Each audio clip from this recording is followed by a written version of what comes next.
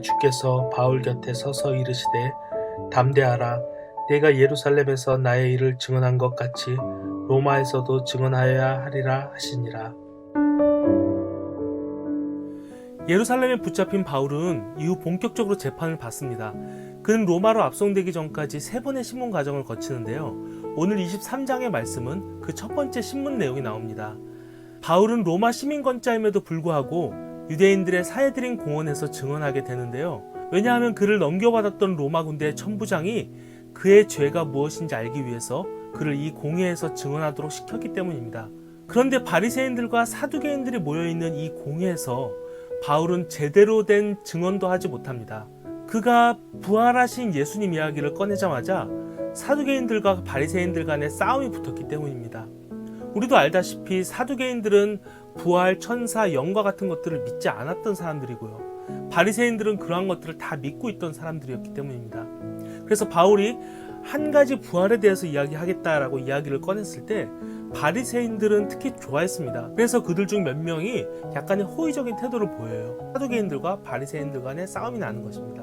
천부장이 가만히 보니까 바울이 위험한 거예요. 그래서 바울을 무리에게서 빼앗아서 군대 진영 안에 숨겨줍니다. 바울은 아마 이제 정말로 죽었다고 생각했을 것입니다.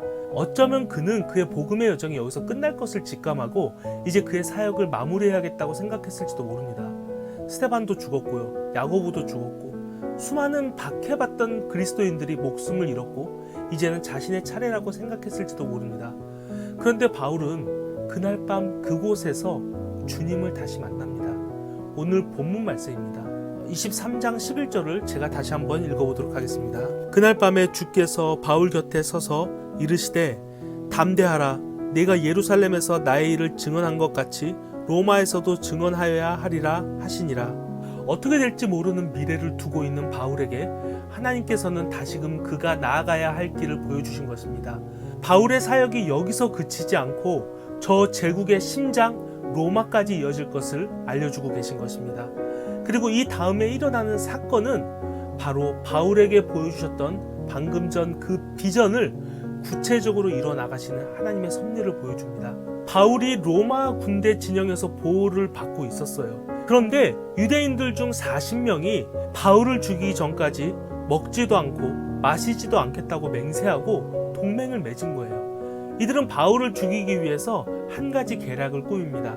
그 계략은 바로 천부장에게 가서 바울에게 잠시 할 말이 있다고 이야기를 해서 바울을 불러내고 바울이 나오면 모두가 다 방심한 틈을 타서 그를 바로 죽이려고 했던 것이었습니다. 그런데 그들의 계획을 숨어있던 바울의 조카가 듣습니다.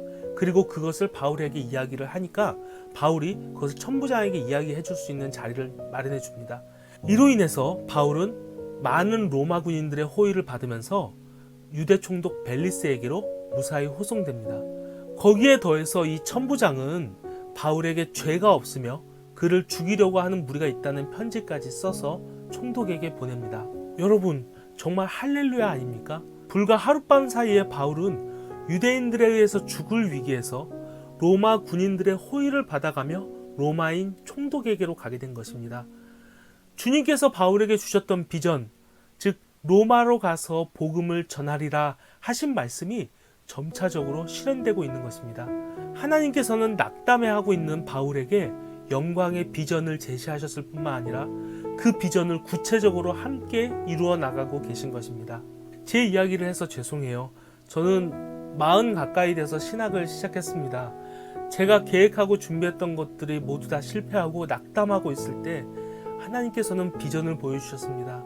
그리고 그 비전을 이뤄나갈 힘도 젊음도 제게 없다고 주님께 말씀드렸을 때 하나님께서는 당신이 하시겠다고 약속하셨습니다.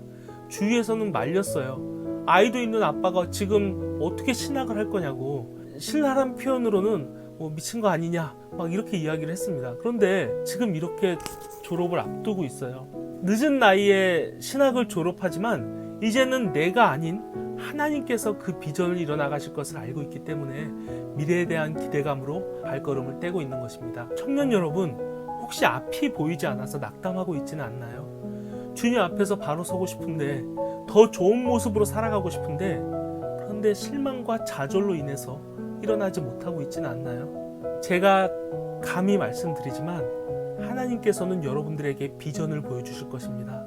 삶 속에서든 말씀 가운데에서든 기도 중에서든 관계 속에서든 그 어떤 식으로든 말입니다. 그리고 거기서 끝나는 것이 아니라 하나님께서는 그 비전을 여러분 혼자 이루어 나가도록 하지 않으실 것입니다. 하나님께서는 여러분의 손을 잡아주시고 발을 붙들어 주시며 함께 이루어 나가실 것입니다.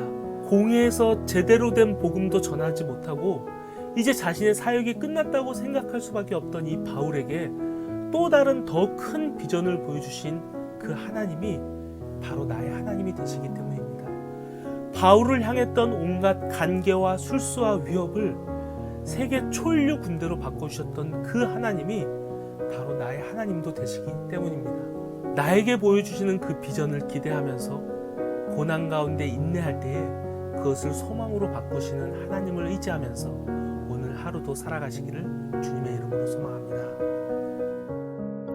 내가 태어나기 전부터 나를 사랑하시고 지금도 나와 함께 계시며 후로도 계속해서 비전을 보여주실 하나님을 찬양합니다. 당신이 없이는 나는 한낱 피었다지는 꽃에 불과합니다. 당신이 보여주시는 비전 없이 나는 그저 아침에 사라지는 안개와 같음을 고백합니다. 매일의 나의 삶을 의미 있게 하시는 당신을 바라며 오늘 주시는 그 비전을 기대하며 살아가도록 인도해 주세요. 예수님의 이름으로 기도드립니다. 아멘.